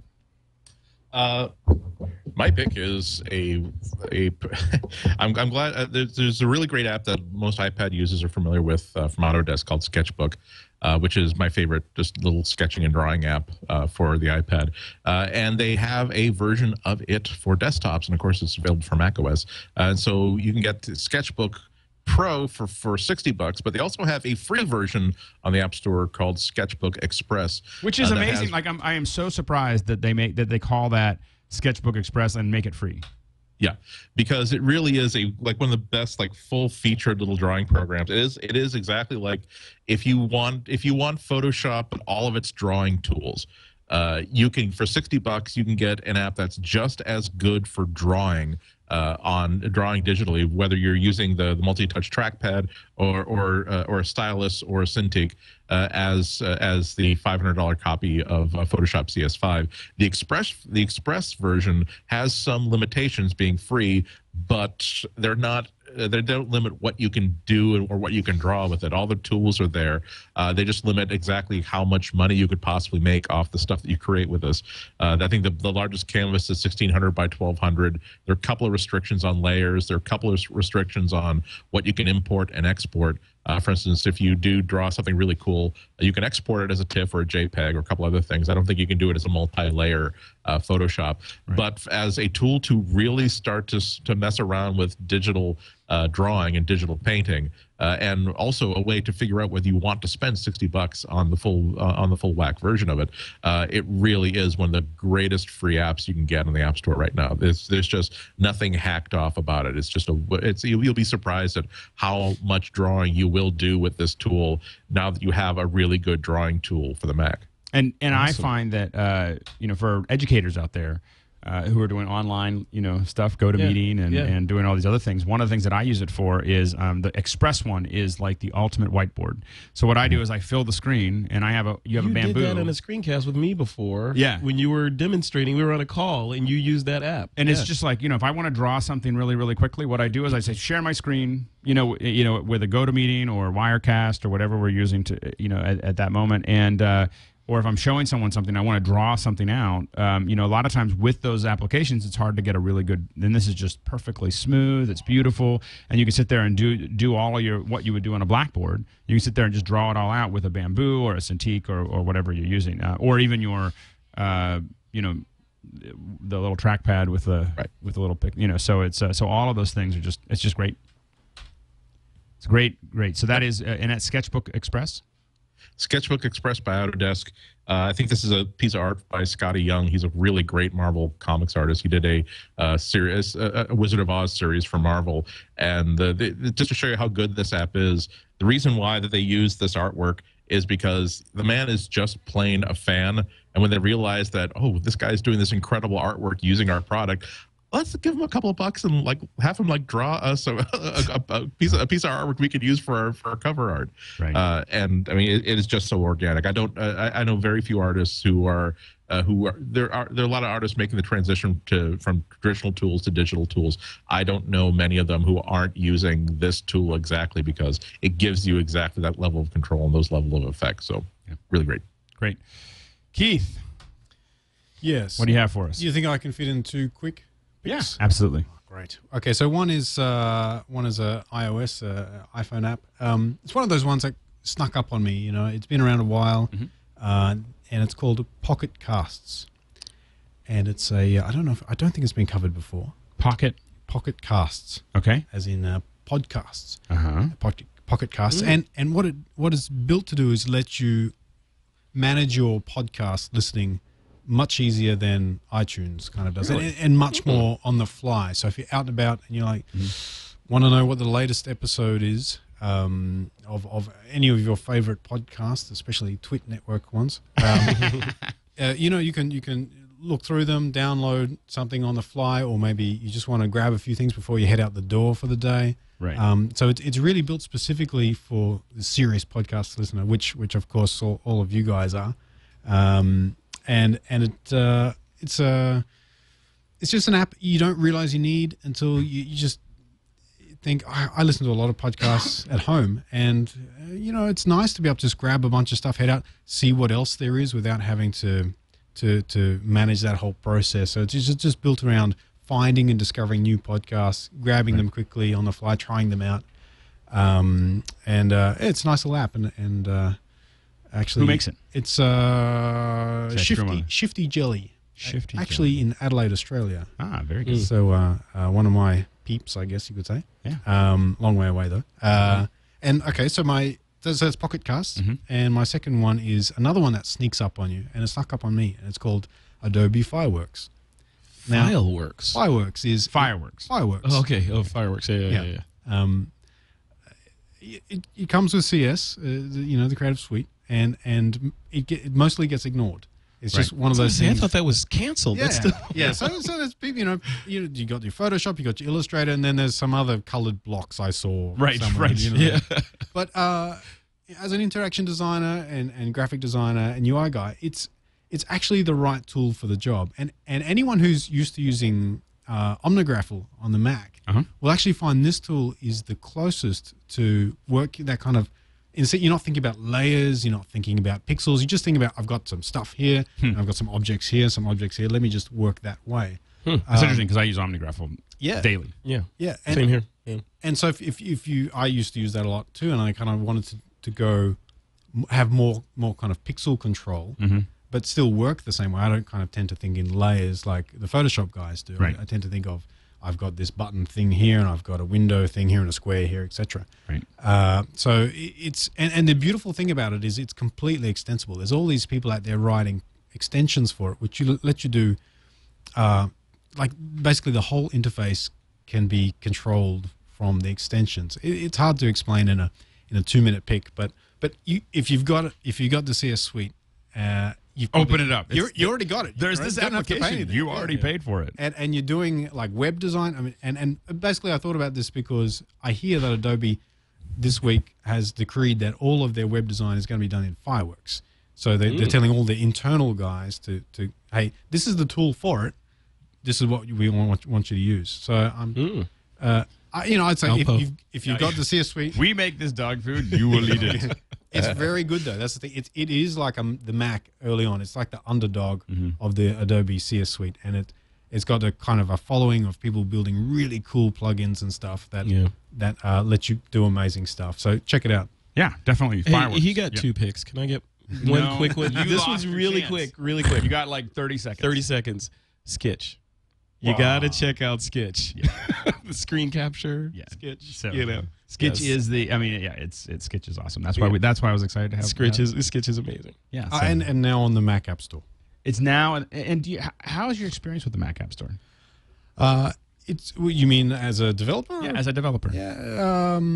Good, actually good. Yeah, they we haven't had any major troubles. When there was, problems, they were very clear on what we needed to fix or change to adhere to the rules. I think it's a much better experience coming from a shareware background to be on that, like for customer support. It's they're not. I downloaded it and then when did it go? I don't know what to do. No, it's just like all those questions are, and then it jumps into your dock. Yeah. Do you use the same code base between the two? Do you have a different code base or a different pricing model for that matter, or is it?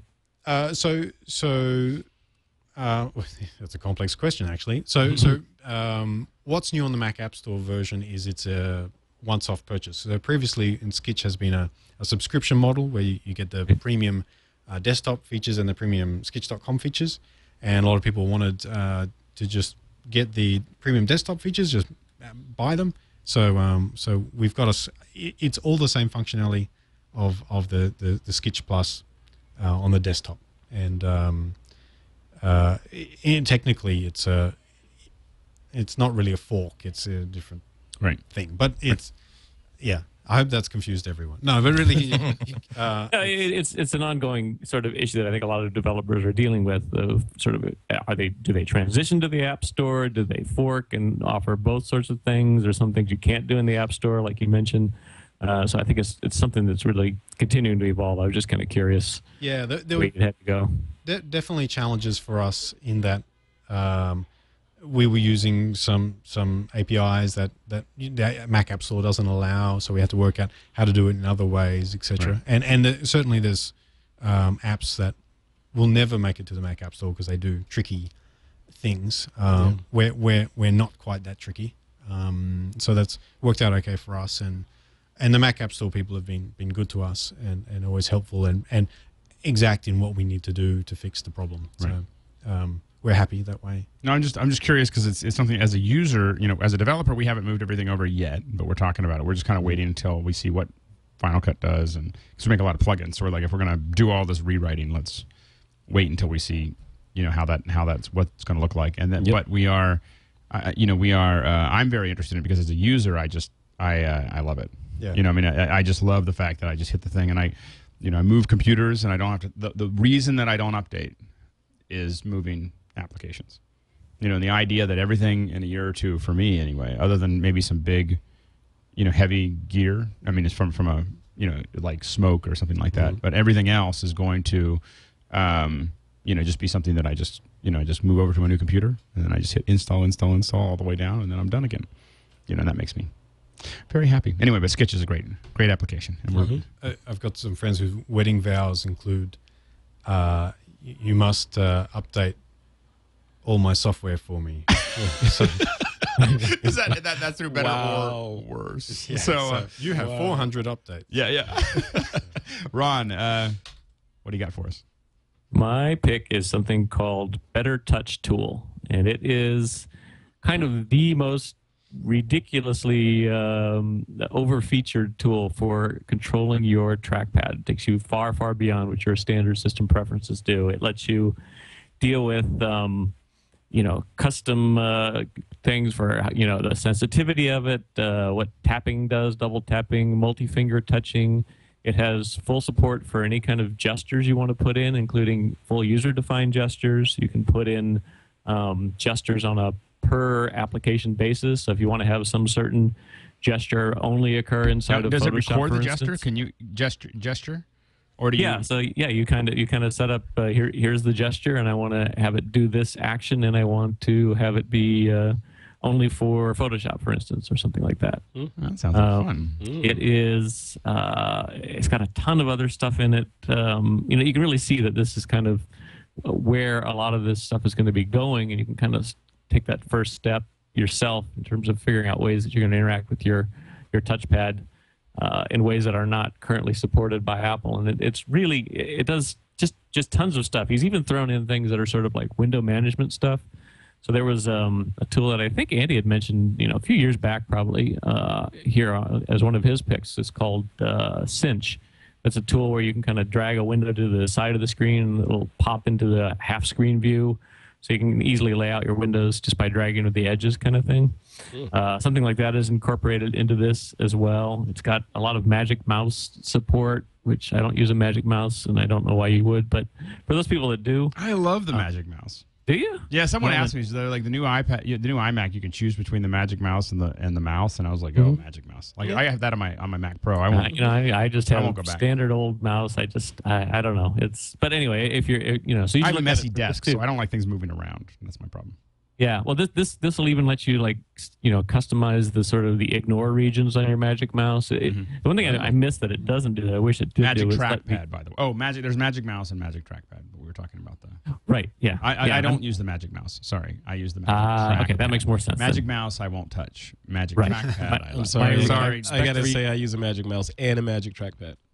I'm not Wow. Either side, right there. Okay, and this show is over now. And so anyway, go ahead. So yeah, you should just get it. The other sort of nice feature of this is it's free, completely free. So there's no reason not to get it. He has a nice little donate button on there. I would encourage everybody to do so. I definitely tossed him $10 or so. What's it called again? What's the name of it's the called app? Better Touch Tool. Better Touch Tool. Yeah, and you can just Google that. The URL is www.boaster.de.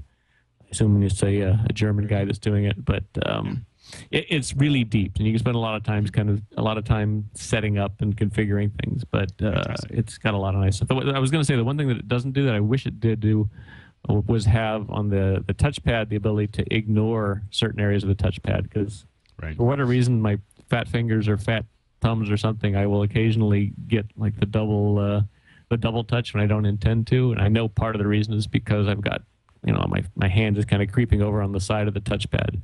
Right. So maybe that's something that's coming. But overall, like I said, it's free, so there's no reason not to check it out. Great, Better Touch Tool. Now my pick, I got two quick little ones. I know they're gonna be quick. I'm gonna make them quick. So mine the first one is. A lot of people have been asking me about this case. So this is the Incipio case, and this is just a hard case or it's a soft kind of spongy case for my Air. They make one for the 13. I think they make them for a lot of things, but I have on my 11. It's a little grippy. Feel it. See, it's like that's nice. So it's a little grippy, and it keeps everything. And I have to admit, in the studio, I'd like to have everything darker, and then also I just wanted to protect it because I feel like this little guy is so fragile. This guy here. So this is the if you're watching, this is it just snaps on. It does. I was a little concerned because it gets really close to the power cable over here, but it pops in just fine. And it just kind of keeps it all protected, and it makes it a little bit grippier too. It doesn't slide around. Yeah. So the feet, because they're rubbery.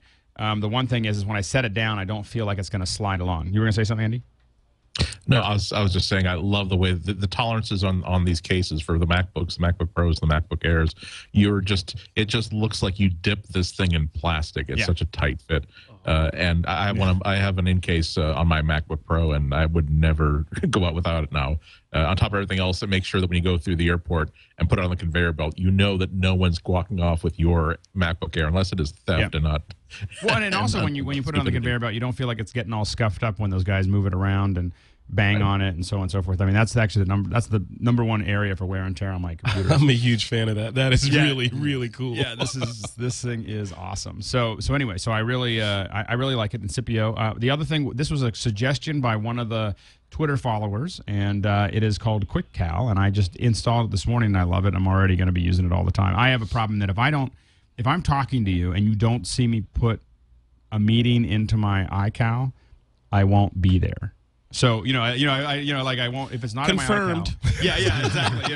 if I don't, and usually what happens is someone sends me an email, and the main reason I use Mail, number one reason I use Mail is because I can right click on something and send it to iCal to make sure I don't forget things, because I'm in whatever I'm doing. If the alarm doesn't go off, I am, there's a secret. The secret to me, one of the secrets is that the reason I have everyone call me and the reason that I have everyone come to our office to meet is so that I don't forget the meeting.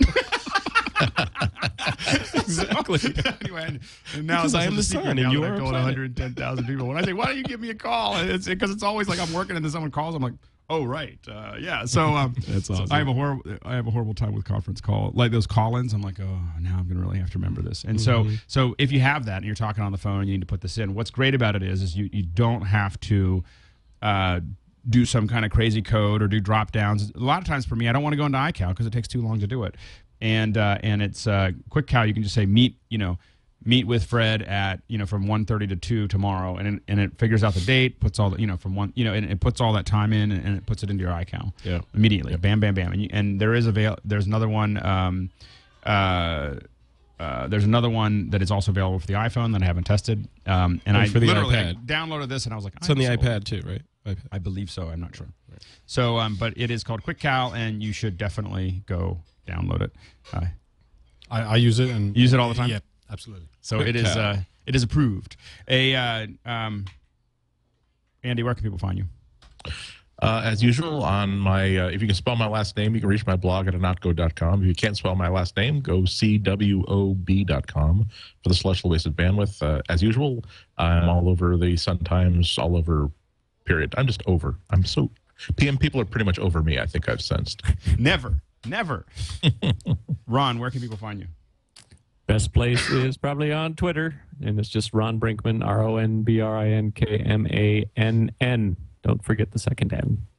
What happened? How did you end up with two N's? That's the question I have for you. It's the keyboard kind of sticks whenever I was filling out things, and I just sort of went with it. No, it's the traditional German spelling of man. Ah, there we go. Man, you can say it with the German accent if you want. Frederick, where can people find you? People can find me at thisweekinphoto.com. That's our TWIP website and podcast. So popular that the forums are no longer operational. Because we are now switched. Yeah, this drew me up the wall, but we're going to switch them over to the same forums that you're using on Pixel Core. Yep. And they will be robust and they will stay up. Ours is an old, we use vBulletin, and it's old, but it's just sturdy. But it's working. Sturdy. Old and sturdy. Yeah, exactly. And I'm at frederickvan.com. That's my personal blog. Great. And Keith, where can people find you? Well, you can often see stuff I'm doing on skitch.com, skitch.com, or my personal blog is UI and Us. That's the letters UI and Us.com. And what do you do there? I talk about user interaction, design, lots of Apple kind of stuff. I like that. I like a lot of stuff you post there. That's why I was pointing it out. Yeah, thanks. I sometimes I just would like things to be a different way, and I mock them up, and then people go, "Yeah, I want that too." And all just fun Apple, sexy, rounded rectangles, all that kind of stuff. Right. Nice. Fantastic. Remix. All right. Thank you very much. And for everyone watching, Leo will be back next week. I know some of you are a little concerned that I might be here for 2 weeks straight, but thank you all for tuning in. Break time is over. Back to work.